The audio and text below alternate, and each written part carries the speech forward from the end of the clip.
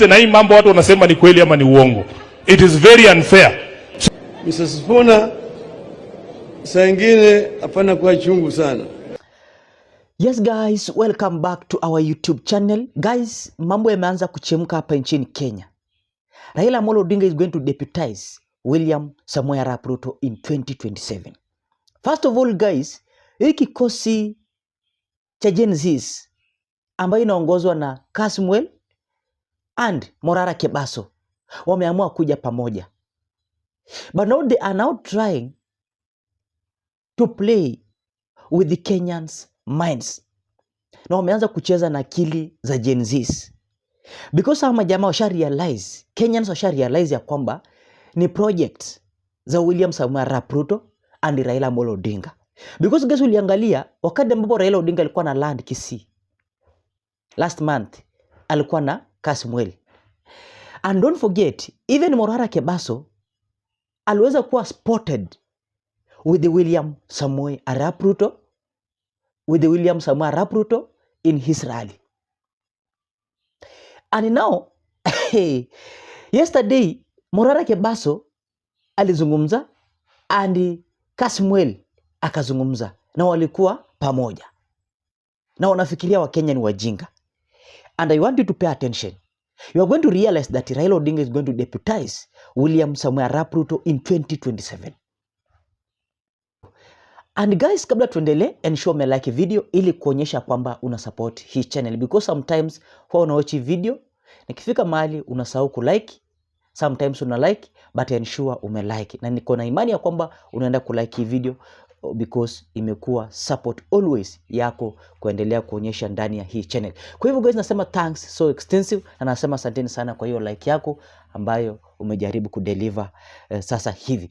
Yesterday mambo yalichemka kwanza upande wa Homa Bay County wakati ambapo burial ceremony ya Charles Ong'ondo ilikuwa inaendelea. First of all, John Mbadi decided to beg Edwin Sifuna, the General Secretary of UDA. We are united. We are in ODM. Let me repeat, I am in ODM. I am not official of ODM because the law does not allow me, but I am a member, a life member of ODM. I am not about to relinquish that. We work together with governor. We sit. I have been the chairman of ODM for 10 years. I'm the longest serving chairman of ODM to date. And I belong to this party. I put a lot of effort since you sent us to the government. And the reason why I'm putting a lot of effort to reform this economy, Baba, I found this economy in bad shape. Si mchezo, ilikuwa mbaya. It was bad. But the reason why I'm putting my effort, apart from being patriotic, I wanted to demonstrate to the whole world that if Raila Odinga became the president, these are the people he would have gone with to the government, and this is what they would have done. And therefore my concluding remarks is that if I am there, I expect total 100 support from the party. Starting with the Secretary General, my brother Sifuna, please, I am a member of your party. I don't belong to any other party. I belong to ODM. If I fail, there is no way 2027 you are talking about. You will convince anyone that ODM can run a government. May God bless.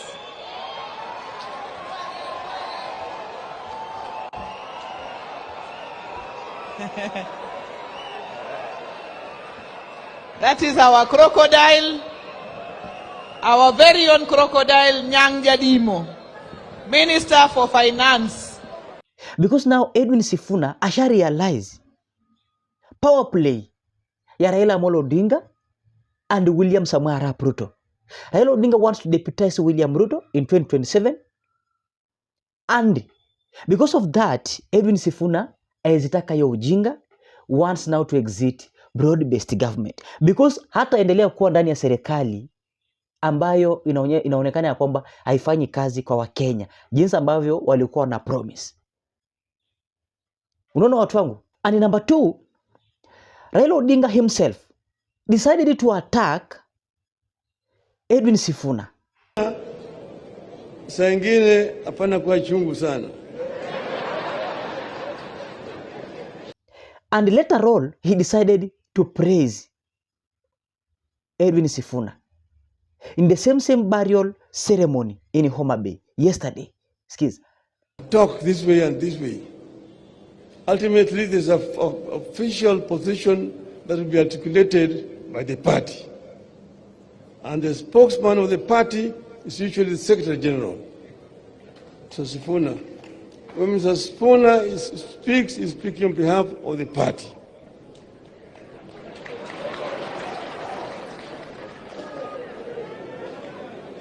But then, Mr. Sifuna... Unaona guys, so game ya Raila ni gani? Game ya Raila Amolo Odinga anataka kuwa running mate ya William Samoei Arap Ruto in 2027. Because now, Raila Odinga ameanza kutumia hii kikosi. Morara Kebaso and Kasmuel kudeliver information kwamba wao hawako ndani ya serikali. Kama Gen Zs, hawako ndani ya serikali. So that wa catch up attention ya Kenyans plus angry Gen Zs. Makali yao irudi chini, kisha wajoin hiyo kikosi. Ndiposa in 2027, they will be delivering or they will be dedicating Kenyans to William Ruto and Raila Amolo Odinga. Much, ladies and gentlemen, good morning. We have come together to have a conversation with each other, to deliberate and to think together. First, let me make it clear from the very beginning that we come from very different political parties. There are people here from Jubilee Party. There are people here from ODM Party. There are people here who were previously in the UDA Party. There are people here from the new PPA Party and the Inject Party. As the party leader of Inject, we've come together to discuss, to have a movement of youthful voices and youthful leaders who can be an alternative to the corrupt government and the crooked opposition. As you see, the state of our country right now is people are trying to look for lesser devils and to try to look for leadership where it cannot be found. They want to replace a problem with another problem. And what we are saying is the problem cannot be the solution to the problem. We as the youth of this country, we have enough votes to be president, to be deputy president, to be member of parliament in all the 290 constituencies, and to win all the senatorial and women rep positions and governor positions in this country. We are not in doubt. And as we are seated here, we've not come to ask for our share at the table. We've come to take the table. So this is now a warning shot to the political class who for a long time has put us in a merry-go-round where we replace corruption with corruption, where we keep jumping from the frying pan to the fire and from the fire back into the frying pan. We are not going to replace the corrupt government with another corrupt leadership. We are coming together as the youthful voices in this country to chart a new path for the youth of this country. And I'm encouraging all the young people that are out there. If you believe that you can be a leader, this is where you belong. Do not continue despising yourself. Do not have a low self-esteem. We are 15 million, if not 16 million young voters. Any position that we want, we can get. We are going to reason together and we are going to find a path together that crosses cultural differences, ideological differences, and together we are going to move forward. So this is our first meeting. We hope you're not going to ask us for too much on our first meeting because we are still doing leveling. We are still trying to understand each other. We are still trying to understand everybody's journey, what our ideologies are. But as we move together, this is the youth movement that is going to be an alternative option to Kenya and that is going to drain the swamp and replace the corrupt leadership that we have that cuts across from government and even into opposition. Thank you, and that is all for today from me. Ladies and gentlemen, good morning. My name is Caswell Makoure from the Orange Democratic Movement YouTube, And today, this marks the first of many consultative meetings amongst the youthful voices in leadership in our country. And we've gathered here because now more than ever, we have a historic and monumental duty towards each other and to the nation to ensure that we get our leadership right. Part of the things we want to talk about, and going forward, we have to just give you a sneak peek. We have to get this issue of corruption in our country right. We have to ensure, and part of the things we will be pressing for in the coming days, and we urge all voices who are interested in these things to come and join us. Victims of police brutality, we shall not take lightly, and we will follow up to the hilt, to the very man. We will ensure that victims of police brutality receive justice. We are also very, very keen on focusing on clinching all these elective seats, because for far too long, when you see young people gathered in front of a camera, we are the ones who stir the water, and then the political class jumps into the water. And I'm saying this knowing full well that I'm in the Orange Democratic Movement. Anybody who stands in the way of progress, of getting justice for police brutality, anyone who stands in the justice for our quest to unearth corruption and thinks of it as a joke, anyone who's playing around with devolution, we will make that an election issue. And that's why we are saying we have put our differences aside, and we have gathered here as members of all those parties. This is not a political party. It is the start of consultative meetings to hold this government accountable with a view of capturing power, not in the future, in 2027. The people you are seeing here will present themselves for leadership, and we ask you to work with us. We are tired of you telling us that we are too young. We are tired of you telling us that we have to have a tribal base. Those bases that you're talking about, all of us from the houses we come from, we have found and devised strategies to come together, and we're inviting everybody, including members of civil societies. And I'm here to say there is this nonsense that people are peddling on social media where you want to call everybody a project. We are not afraid. We are saying that if you are going to push negativity against the youth, we will resist that agenda. We're inviting everybody, even the ones who have been our biggest critics. We urge you to come and sit at the table and see if what we are saying is wrong, then go and report to the people. If what we are saying is just and right, and we're urging the media as well to not spin the wrong narrative about the youthful voices. Give us the function. The number of people who are driving the media are our age mates. You are the people who are going to change the media. Kazi yenyu cannot just be to find sound bites of us. We believe in you, and we ask you to believe in us, because we must have a very clear generational conspiracy. As a first, nashukuru sana, and I would like to welcome my colleague from the Jubilee Party.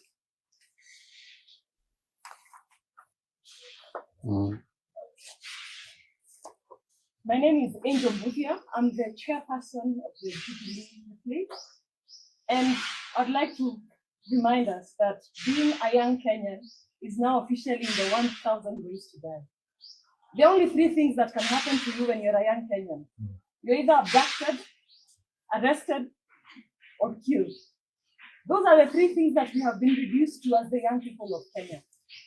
We are saying no to that, and this is a call to the members of our generation that the youth of Kenya are under siege.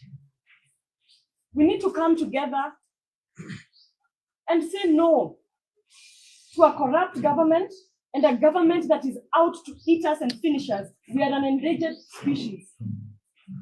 Members of my generation, they have been massaging us for too long.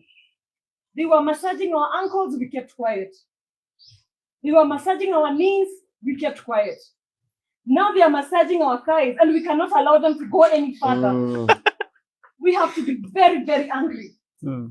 This should not happen. Kenya is going to turn 62 years this year, 60 years after independence, and we are still fighting for freedom like our forefathers did. And as June 25th nears, let us remember not to forget. Let our spirits linger and remember the young people who died on June 25th in 2024. Their deaths must count for something. Their deaths must count for something. Their deaths must count for something. Thank you.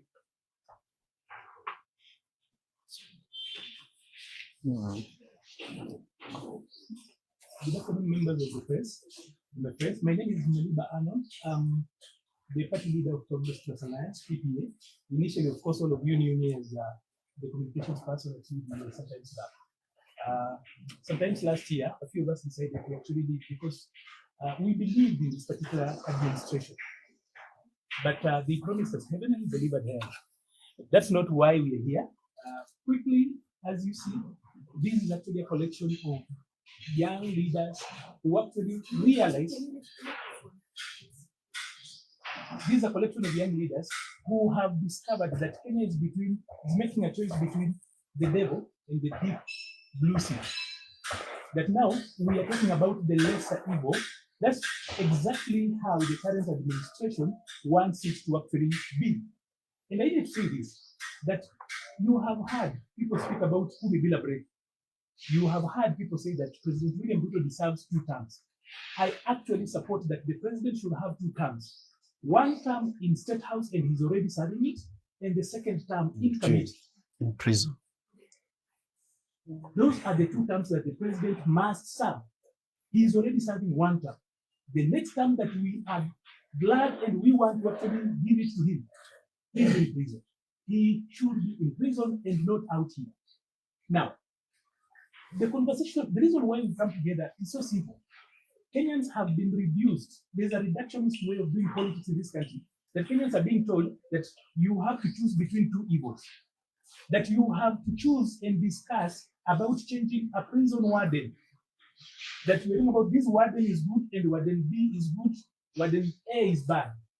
No one is talking about prison break. We are here to actually announce prison break for the people of Kenya. We are here to actually announce that we are not going to choose between 2 wardens. That is not why we are here. The loyal opposition that you hear led by the former deputy president is just 1 warden. William Ruto is just another warden.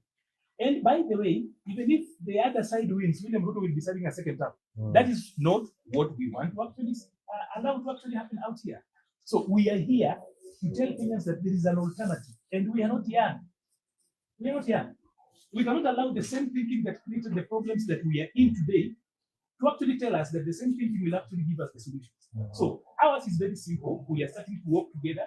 We know that we hold ideological differences amongst ourselves. Politically, we might not agree on everything else, but there are things that bring us together. And that is what we are magnifying. And we want to work together and ensure that we reduce the differences that we have. We are not worried. I need to tell you this as a fact. You are not going to see the Gen Z movement come back. The William Ruto administration decimated the Gen Z movement. What they have been left to do now is just to argue on social media. That is the best they can do. They cannot come out because they are highly traumatized. They are here, but they only tell you that some of them are here. They abducted people. They beat them up. They actually scattered that particular movement. Those young people are very, very, very traumatized. They can't come back. That is why you've not seen anybody attempt to come outside. They have sold fear, and those young people have bought fear. So the much they can do is actually just back on social media. But we know that movements mutate. A number of them have actually realized that that door is actually closed, and they are coming together to do things differently. So as we go out there, we are not in this business, by the way, to negotiate and talk to anybody else. We will not accept any result that declares William Ruto winner. We will not accept. Whether IBC that they actually are announcing, they announced yesterday, we will not accept that result. So long as William Ruto is declared the winner, we will not have a country. Because we cannot have the people who have destroyed this country. We cannot have the very, very people. Look at this. This is a contestant who is actually using his friends to go to IBC. We do not have confidence in that IBC because those are William Ruto's friends. Whatever was happening there was simply a PR exercise. They already had sat down and decided. You could tell people with deep political connections, relatives of some of these people, you can tell who and who on that particular list belongs to which side of the political divide. So long as any result shows up and it says William Ruto is the winner, we will not accept.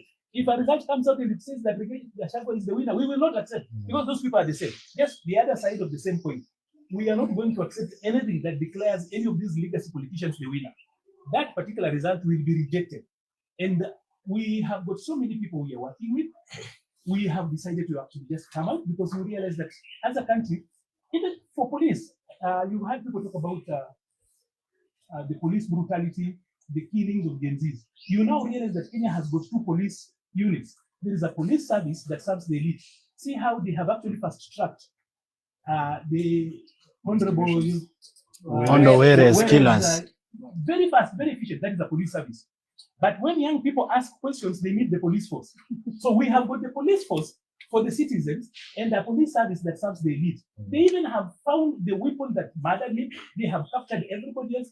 But a year since young people were shot, no one has done anything. No one has said anything. So for us, we are pursuing a national transformation. There will be no national transformation if William Ruto is the president. There will be no national transformation if any of those other legacy politicians are winning. It must be our generation. And we are going to pursue that particular end by all means. First of all, constitutional, but I wouldn't lie to you that that is the only option we are looking at. Any other option is on the table. Someone else who wants to make anything after? A very good morning to all of us. This is Panyamombo here. What has happened today is simple but significant. Young people have met. Young people have agreed to journey together. For a long time, nyinyi wa Kenya mmekuwa mkituambia kwamba mnataka kuona a third alternative. Mmekuwa mkisema kila siku you are tired of the same recycled politicians. Here we are. Wa Kenya, we are offering ourselves to you as that third alternative that you have always been asking. And all we are telling you is we are coming to you. Unajua mmezoea kutuona kwa media. This is a different thing altogether. We are coming to a town near you. We are coming to a market near you. We are coming to a church near you. And for everybody who was saying, who is the third alternative? Here we are. So we have the Ruto regime. We have those people who are in the opposition. And then we have fresh, young leaders who are not tainted by any form of rubbish. And they are telling you, here we are, we want to work together. Wakenya na waomba, cha kwanza mtukubali. Cha pili mtushike mkono. We don't have Land Cruisers to come on top of. We don't have big speakers. We don't have money to splash. But we are coming to you as we are. And the reason we are coming to you